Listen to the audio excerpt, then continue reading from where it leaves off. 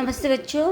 अभी अपन next concept देखेंगे debtors and also देखेंगे क्रेडिटर्स। दोनों कंसेप्ट हम अभी एक साथ देखने वाले हैं।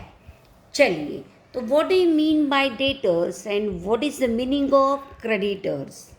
इन credit transaction only, these two terms occurs when cash transaction is there.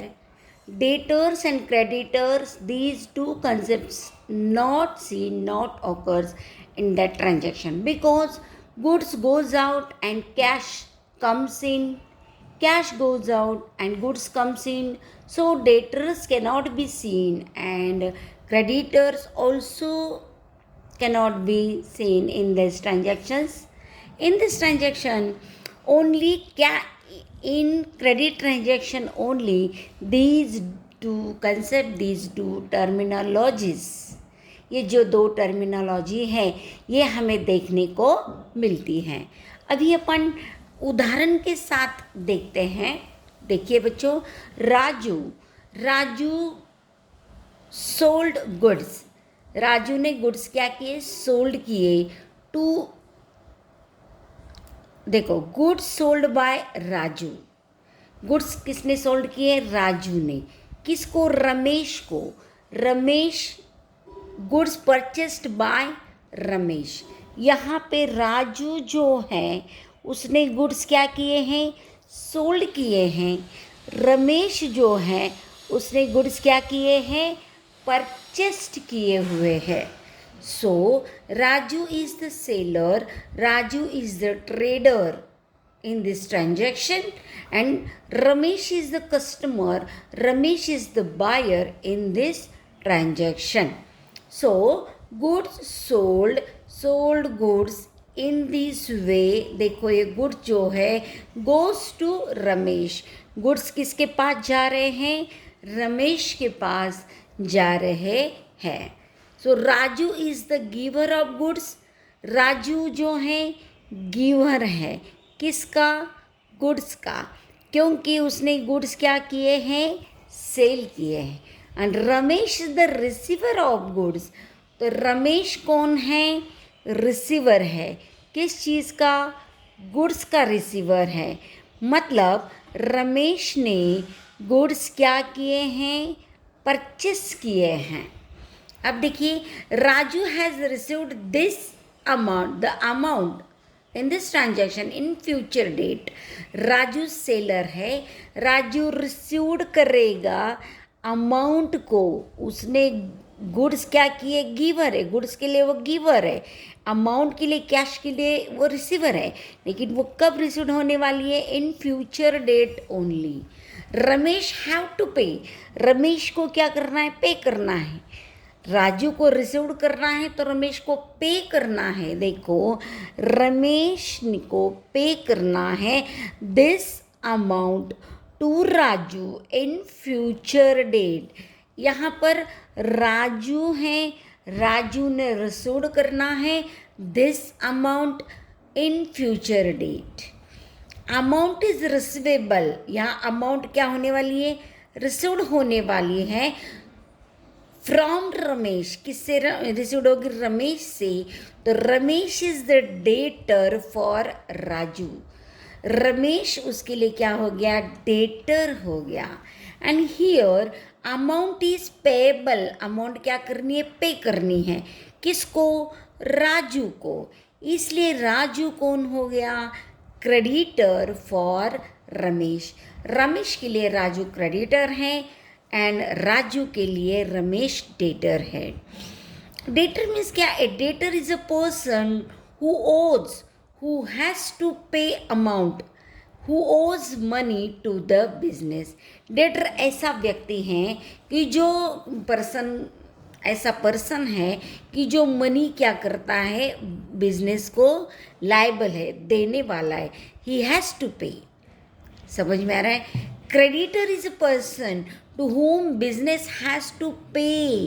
यहाँ पर क्रेडिटर वो है क्रेडिटर उसे कहते हैं कि जिससे बिजनेस को पे करना होता है for getting goods and services. मतलब हमें यहाँ पर गुड्स एंड सर्विसेज प्राप्त हुई हैं और उसके बदले में हम अमाउंट पे करने वाले हैं, जिसको पे करेंगे उसे कहते हैं क्रेडिटर। तो यहाँ गेटिंग सर्विसेज एंड गुड्स किसको मिले हैं? Services and goods, services and goods प्राप्त हुए हैं रमेश को। Ramesh is getting services and goods and Ramesh has to pay the amount to कौन है? क्रेडिटर। तो क्रेडिटर कौन हो गया? राजू हो गया। राजू को पे करना है तो राजू हो गया क्रेडिटर एंड यहाँ पर रमेश हो गया डेटर, क्योंकि रमेश से पैसे प्राप्त होने वाले हैं। तो पैसे प्राप्त होने वाले, पैसे आने वाले हैं मतलब दिस इज आवर एसेट, यानी डेटर से पैसा आने वाला होता है, इसलिए debtor is our asset, is the asset of business.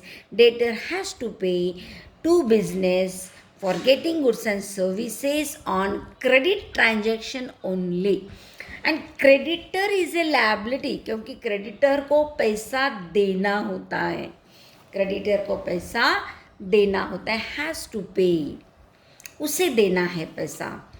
तो देखिए राजू सेलर है, रमेश कौन है? कस्टमर है। तो ये कस्टमर जो है, customer is always debtor. Customer कौन है?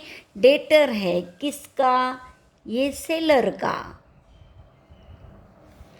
राजू ने रमेश को माल क्या किया है? सोल्ड किया है। रमेश कस्टमर है, रमेश से पैसा जाएगा किसके पास? राजू के पास। तो रमेश जो है वो कस्टमर है, मतलब वो डेटर है, डेटर से पैसा आने वाला होता है। तो ये डेटर से पैसा कहाँ जाएगा? राजू के पास। तो राजू के लिए रमेश हो गया डेटर, यानी customer is a debtor. And उल्टा ये जो सेलर है, ये सेलर पैसा क्या करने वाला?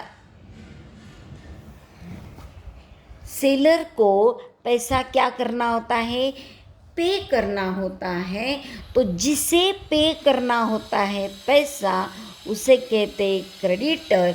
तो रमेश को पैसा पे करना है, किसको पे करना है? क्रेडिटर को पैसा क्या करना होता है? पे करना होता है। तो पे जिसे करना है वो है राजू।